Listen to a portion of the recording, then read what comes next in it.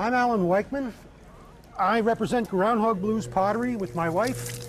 We make stoneware pottery, functional and sculptural work. And what I'm doing today is throwing a vase out of a white stoneware clay. Whenever you start pottery, especially wheel-thrown pottery, you want to know what you're making before you start. That's my number one question. Do you always know what you're making? And the answer is yes. In wheel throwing, I have to center the clay first. I have to get it going up and down so even the very core gets centered.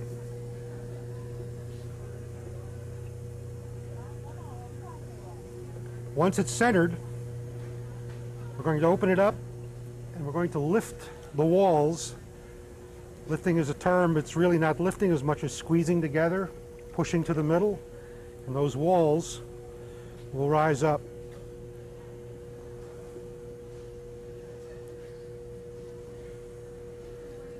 Now this is a white stoneware. Stoneware refers to the temperature of the clay. It fires to about 2400 degrees. And at that temperature, the glass in it melts enough so that it's impervious to water. And that's important because stoneware is used for dinnerware and things like that. Lower temperature clays are earthenware clays, such as flower pots, and they don't fire as hot, so they're not going to be impervious to water. And that's really what you want when you're using flower pots, for example. So there's many kinds of clay, some for sculpture, some are more plastic for throwing, such as I'm doing. As you see, I'm lifting. It's going to take at least a half a dozen lifts to get the height that you need. And my goal here is to get the height and the thinness. I want uniform thinness from top to bottom. Reason for that is that clay shrinks 10–11% sometimes as it dries and fires. And so in the drying process, if one part is thicker than the other and dries at a different rate, it's going to crack. And we don't want that. So I'm just about finished lifting here.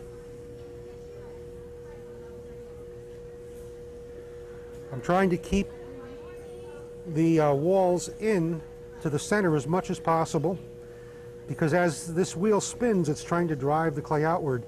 So it's very easy to get the walls to go outward, not so easy to keep them tight and in. So after you get that height, then you can shape the pot.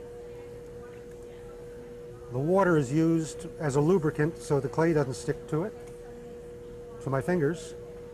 I'm going to redouble the wall on the top. That's for a little strength. And then we'll start to widen the pot.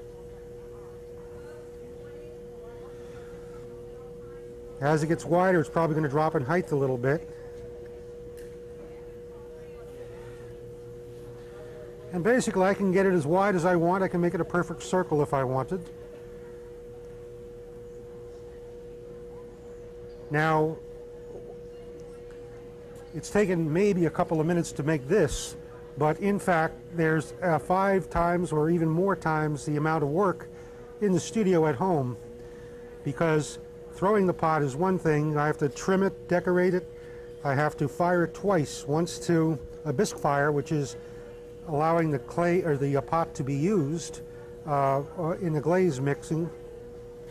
I add glaze to it after it's bisque fired. I fire it a second time. The first time is about 2,000 degrees, second time about 2,300 degrees. And that's a glaze fire.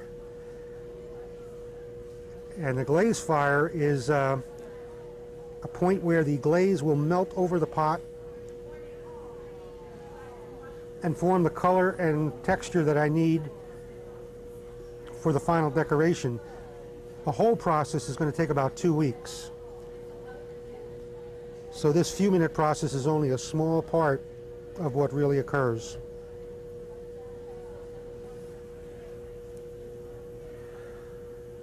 I think pottery is kind of unique in the sense that there's very few tools involved. I mean, I have my wheel and I do have kilns, but to make it is just basically, as you can see, just my hands so far. We do have a few little tools, a sponge that takes away water from the pot. and a couple of scraping tools to use to take a little extra from the bottom and to basically take out the finger lines, make the pot smooth. Other than that, although there are other tools you can use, you don't really need them. I think other crafts require a lot more in that respect.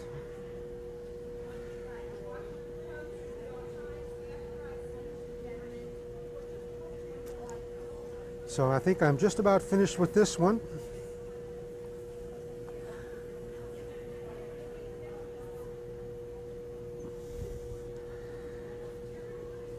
And again, I can make it a perfect circle, but I think I sort of like a more of a classic Greek kind of urn when I throw.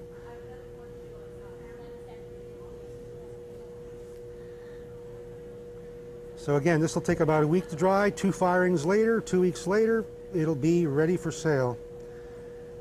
This will be heavily decorated. My wife, who is my partner in my business, will decorate it.